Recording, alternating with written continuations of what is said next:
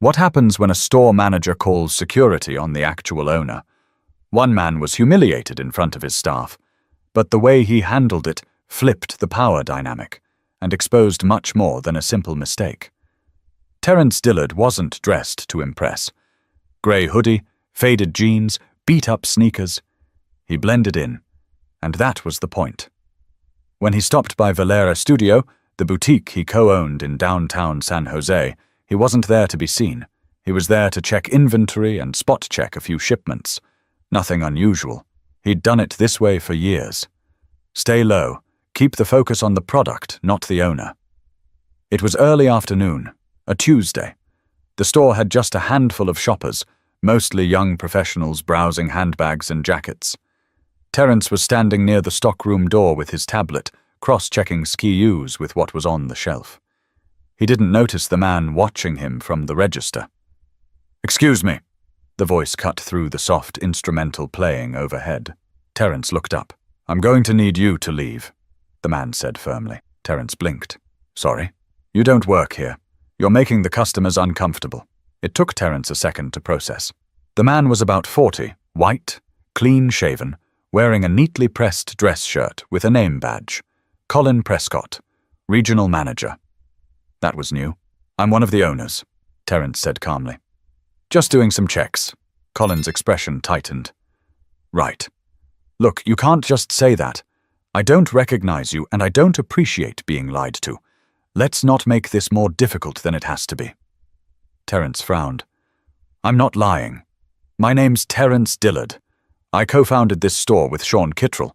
Been involved since day one." Colin shook his head. "I was hired last month to clean up operations across the district. I don't take kindly to loitering or staff bringing in friends to mess around in back." Now people were starting to look. A woman holding a leather clutch paused mid-step. A college kid near the sunglasses rack tilted his head toward the commotion. Terence stayed composed. "Why don't you call Sean, or check the owner registry?" "I don't need to call anyone," Colin snapped. "You can either walk out now, or I'll call security." Terence sighed.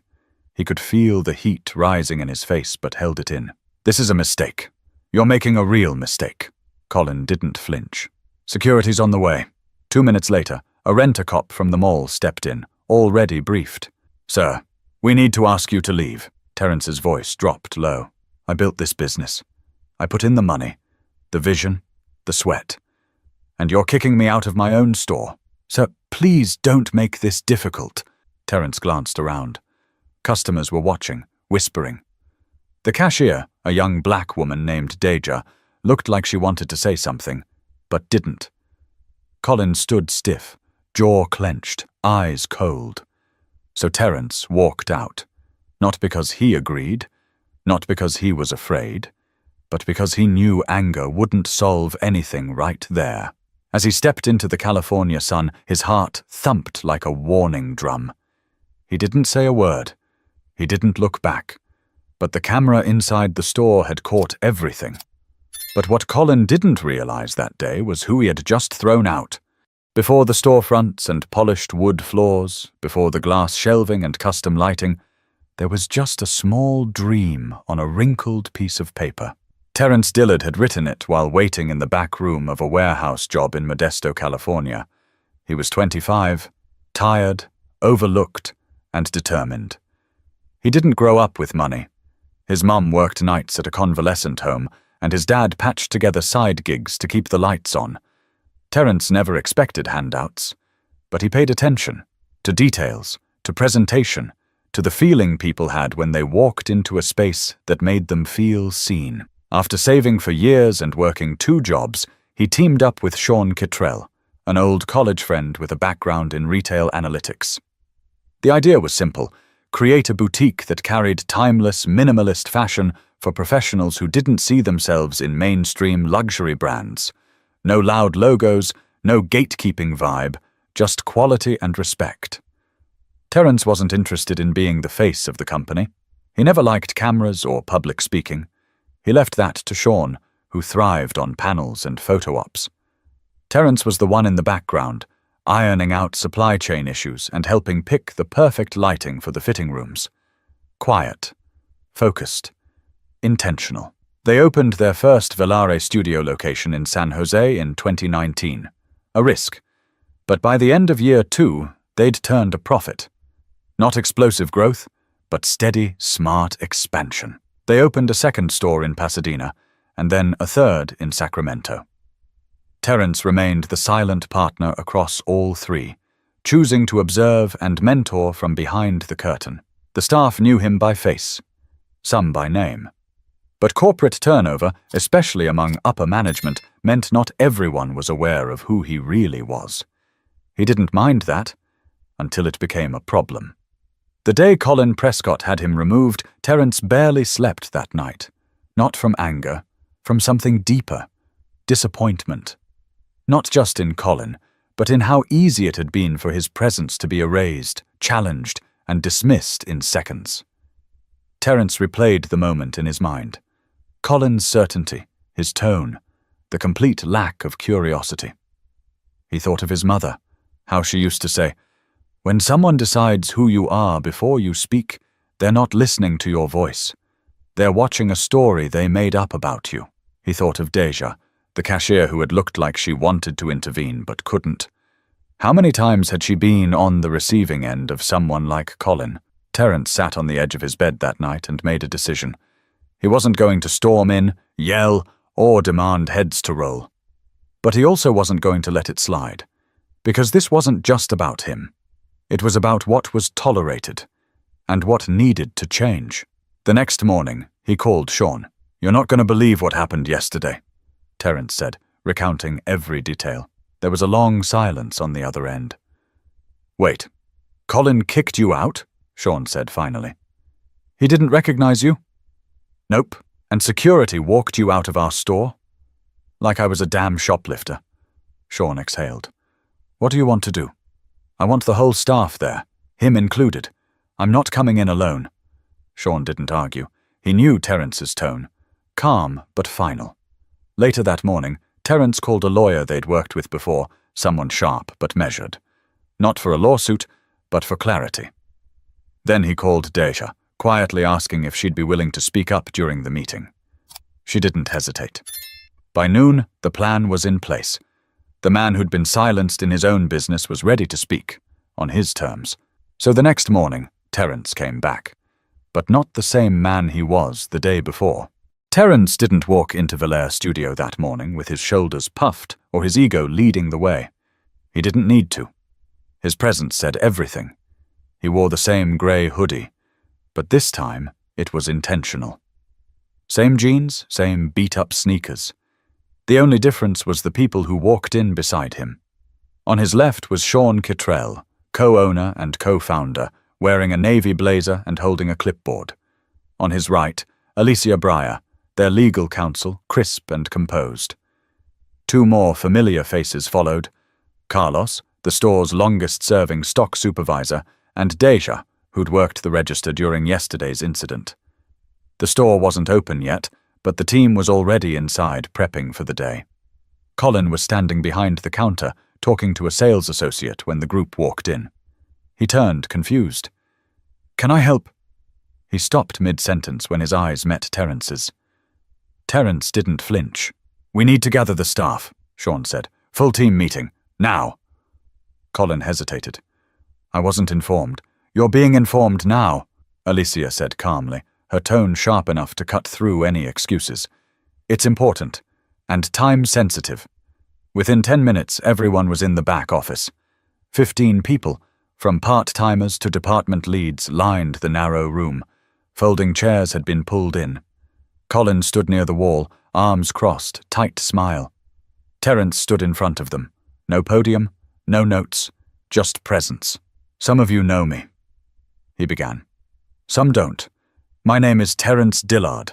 I co-founded Velare Studio with Sean 6 years ago. I've worked every part of this business: stockroom, customer service, marketing, sourcing. I've been here since this place was just a logo sketched on a napkin." Silence. "Yesterday, I came into this store to do inventory checks. I wore what I usually wear, because that's how I work. And I was confronted, disrespected, and thrown out."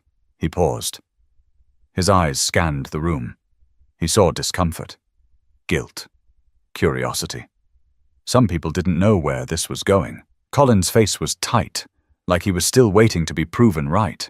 I wasn't asked who I was. I wasn't spoken to with curiosity or even basic decency. I was treated like a stranger, a problem to be removed, in my own business. There was a shuffle in the room. Someone exhaled. Another whispered to their neighbor. Terence turned toward Sean, who nodded and tapped his phone.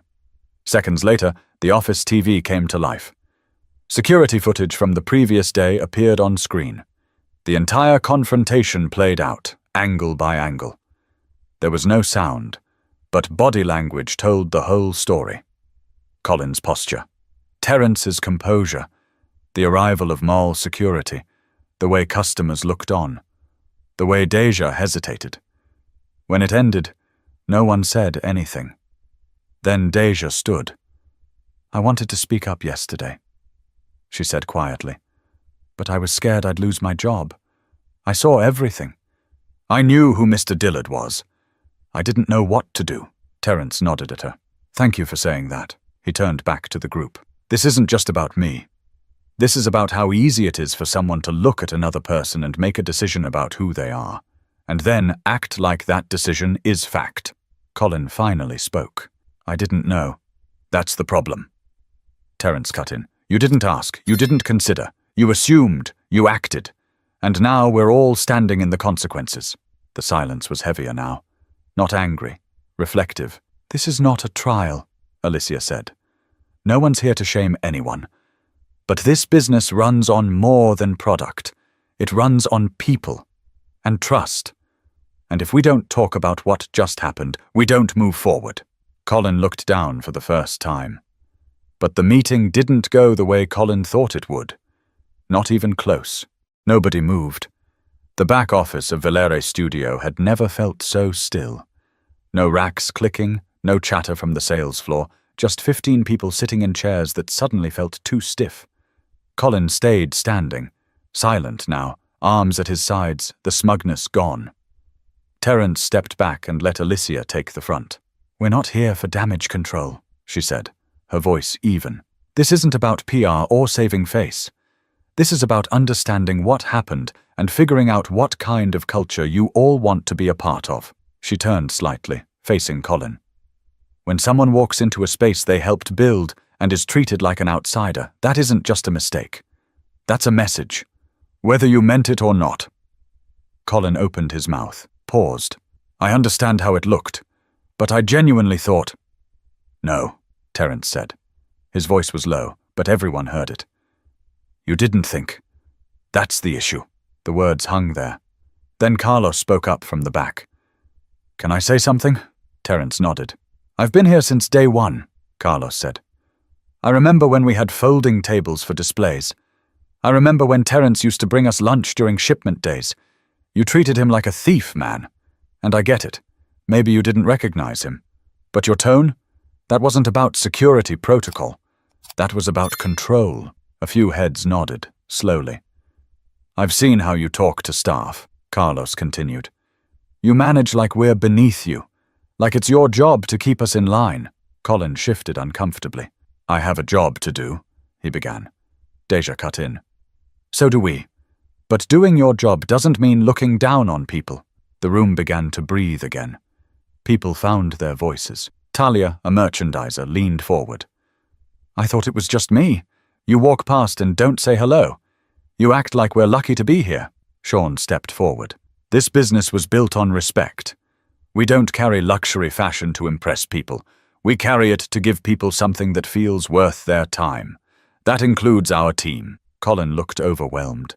His face flushed, his eyes flicking from speaker to speaker. "I was brought in to bring structure. I didn't realize. I never intended—" "But that's the point," Terence said. "Intent doesn't erase impact." Colin swallowed hard. "I don't hate you," Terence said. "I don't even want revenge, but I'm not going to pretend like this didn't happen, because every person in this room watched it, or felt it." He paused, letting the words settle. "If you can't lead with humility, you shouldn't be leading." No one clapped. No one cheered. This wasn't a movie. It was real, and everyone felt it. Terence turned to the staff. I know what it's like to feel invisible, to have someone shrink you without saying your name. That's not how we run things here, not while I'm around. A long silence followed. No one dared to check their phone. It wasn't just a meeting anymore. It was a moment people would remember. Finally, Alicia looked to Colin. You'll have a chance to speak again shortly, but for now, we're asking the team to take a short break. Come back in 20 minutes. We'll be making a decision about the next steps. People stood quietly, unsure of what to say. Most gave Terence a nod of acknowledgement. A few gave him eye contact for the first time all week. When the room cleared, Colin stayed behind. He looked up. I didn't know you were the owner. If I had, I wouldn't have. Terence didn't let him finish. But that's the issue, Colin. Respect shouldn't come with a title. Still, it wasn't about humiliating Colin. It was about something bigger. By the time the team filed back into the room, the mood had shifted. Some were quieter, others more thoughtful. But one thing was clear. People were listening in a way they hadn't before. Terence remained at the front, arms crossed, not out of anger, but clarity. His silence was more commanding than anything Colin had said since the beginning of the meeting. Colin stood off to the side, no longer trying to center himself. He looked smaller now, not physically, but emotionally, like the weight of what had just happened was finally starting to register. Alicia cleared her throat. We're not just here to evaluate one moment, she said. We're here to talk about how that moment reflects something deeper. This isn't about throwing blame. It's about being honest. So if anyone has something to say it now. There was hesitation. Then Talia spoke again. I think part of the problem is we all just learned to work around it, she said. We made excuses for how we were treated. We figured that's just how upper management is. But it's exhausting pretending like it doesn't get to you. Carlos nodded. That's real. Some of us don't say anything because we think it'll cost us hours or chances to move up. I've worked retail 6 years, said Marlon, a floor assistant. I've been followed in stores where I shop. I've been questioned in places where I work. You start thinking it's just the way things are, but it shouldn't be normal to feel like you're not welcome when you clock in. Colin opened his mouth again, then paused. He looked at Terence. I know there's nothing I can say that fixes what happened yesterday, but hearing all of this, maybe I wasn't paying enough attention. Maybe I walked in here thinking I knew what this place needed without asking the people who've been here the longest. Terence finally spoke. You didn't ask, but now you have a choice. Colin blinked. What do you mean? Sean stepped forward. You can resign. We won't stop you. Or you can stay and go through a full accountability review. That includes employee interviews, shadowing different roles, mandatory bias training, and direct mentorship from us. No title, no corner office, just you learning the culture you tried to control without understanding. Colin looked stunned. You're giving me a chance. I'm giving you responsibility, Terence said. You wanted to lead? Then start by listening. There was something about the way he said it. Direct, without ego, that hit harder than any scolding could have. I want to learn, Colin said after a pause. I don't want this to define me. Terence looked him in the eye. Then let it refine you. The room was quiet again. But this time, the energy had shifted towards something else. Not pity, not punishment, just change. Talia raised her hand. If he's staying, I want to be one of the people he shadows. I want him to see what a full day on the floor really looks like. Deja smiled. He can follow me too. I'll even show him how to handle rude customers without calling security. A few people chuckled. Even Colin cracked a smile. But no one was laughing at the moment. They were letting go of something heavy. Terence stepped back again. You all deserve to work in a place where you feel respected. And that starts today. Not just because of what happened, but because you spoke up. That matters. Sean chimed in. This company doesn't grow if the people inside it feel small. Remember that. Colin sat down for the first time that morning. He looked like someone ready to take notes. But before it could end, Terence had one final decision to make. Terence stood near the back of the office now, letting the conversation settle. People had spoken up. Colin had listened, really listened, for the first time since stepping foot in the store. But there was one thing left to address, and Terence knew he couldn't walk away without saying it. He looked around the room, then back at Colin. "You said you want to learn. That matters," he said, his tone measured. "But learning doesn't come without consequences. And sometimes it doesn't come without discomfort." Colin didn't argue. He sat upright, hands on his knees, eyes steady but unsure. "This isn't about saving your job," Terence continued. "This is about making you useful to a place you thought you already understood." Colin nodded once, quietly. "You won't be regional manager anymore," Sean added, cutting through the air like a clean blade. "Effective immediately. Your position is suspended." Colin flinched but didn't push back.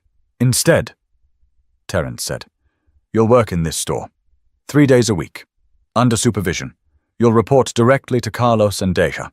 No corner office, no team under you, no decisions made without checking in first." Colin looked surprised but didn't protest.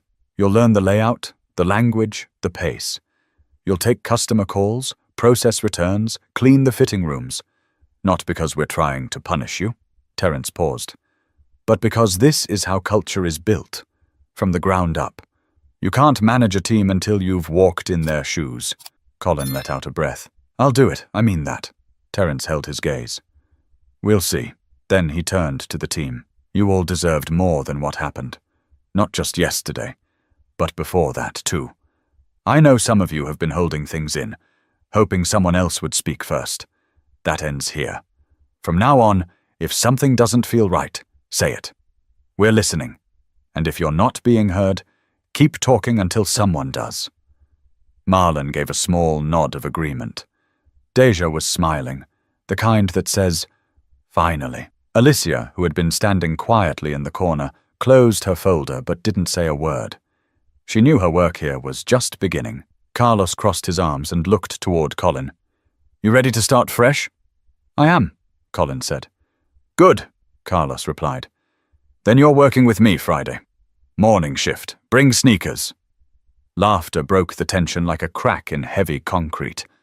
Just enough for people to feel the weight lift. Terence smiled. But it wasn't a victory smile. It was something more grounded. A signal that this wasn't the end of anything. It was the beginning of doing things better. One of the part-time associates, Nina, spoke for the first time all day. "I feel like this is the first real meeting we've ever had," she said. "I mean, people actually said what they were thinking." "That's the goal," Sean replied. "Not just today, always." The room began to clear slowly. People drifted toward the break room, some staying behind to talk one-on-one with Terence or Sean. No one rushed out. No one looked over their shoulder. Colin remained in the room a little longer. Before leaving, he approached Terence one last time. "Thank you for not firing me," he said. Terence looked at him and replied without hesitation. "Thank me when you've earned the spot you thought you had."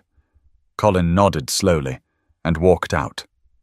Outside, the store's automatic doors opened and closed as shoppers trickled in. Just another day to the outside world. But for everyone inside Valere Studio, something had shifted. For good. But it was never really about punishment. It was about setting a new standard. 3 weeks later, a woman walked into Valere Studio and paused by the display window. She wasn't there for anything specific, just browsing. But what she saw caught her off guard. A man in a tucked-in black apron was folding denim by the entrance, checking labels with focus and care. He greeted her with a quiet, respectful "Morning," then returned to his task. A few feet away, a young woman, Deja, walked over to help another customer try on a pair of boots, laughing at something they'd said. Everything looked ordinary, smooth. But if you'd been there that day, if you'd seen the meeting, the tension, the cracks forming and healing in real time, it wouldn't have felt ordinary at all. Colin Prescott was no longer the regional manager. But he showed up, on time, for every shift, stocked shelves, cleaned back counters, handled awkward customers, sat in meetings, listened. Not because he wanted to prove something, but because, slowly, He was starting to understand what it meant to be part of something instead of trying to control it. And the staff noticed. Marlon mentioned during a break that Colin had helped him carry in a late shipment without being asked. Carlos said he'd stopped giving instructions and started asking questions instead. Even Nina, who barely spoke, told Sean that it was the first time she felt like her manager actually saw her. As for Terence, he didn't change his clothes. Still wore hoodies. Still walked in quietly. Still kept his tablet close, checking in on inventory, operations, people. But one thing did shift. He no longer stayed behind the scenes. One Saturday afternoon, a high school student applying for a part-time job looked up from his clipboard and asked, "Are you the manager?" Terence chuckled. "Something like that." The viral video, because yes, someone had captured the original incident on their phone, spread quickly. At first, it sparked outrage, then questions, then discussion. Local business blogs picked it up. Some viewers criticized Colin harshly, but Terence's choice not to fire him made people pause. There was a comment under one of the posts that stood out. It read, "This man had every reason to drag that guy through the dirt. Instead, he chose to teach. That's real power." It was reposted hundreds of times. But Terence didn't care much for the spotlight. What mattered to him was what was happening inside those four walls, where Deja was now training 2 new hires, where Colin still clocked in with a clipboard in hand, and where people no longer whispered when something felt wrong. They just said it. The culture had shifted, not with slogans or policies, but with truth, spoken out loud, in the open. One day, Terence sat across from Sean during a short coffee break. "You think we did the right thing?" Sean asked, stirring his espresso. Terence leaned back in his chair. "I don't know if it was right for everyone, but it was right for us." Sean nodded. "Feels different in there now." "That's because it is." Before he left, Sean added, "You ever think about speaking at one of those retail leadership summits?" Terence grinned. "Nah, I'd rather be in the back checking stock." And he meant it. This story wasn't about humiliation. It wasn't about a dramatic takedown or revenge. It was about accountability. About what happens when you stop letting silence speak for you. About showing people that leadership is measured not by your position, but by your response when the spotlight lands on your worst moment. Terence didn't have to yell. He didn't have to fire anyone on the spot. He just stood in the truth and made everyone else stand in it too. If this story moved you, share it. Let someone else see what real accountability can look like. And if you believe in stories that make us think, subscribe. You'll want to be here for the next one.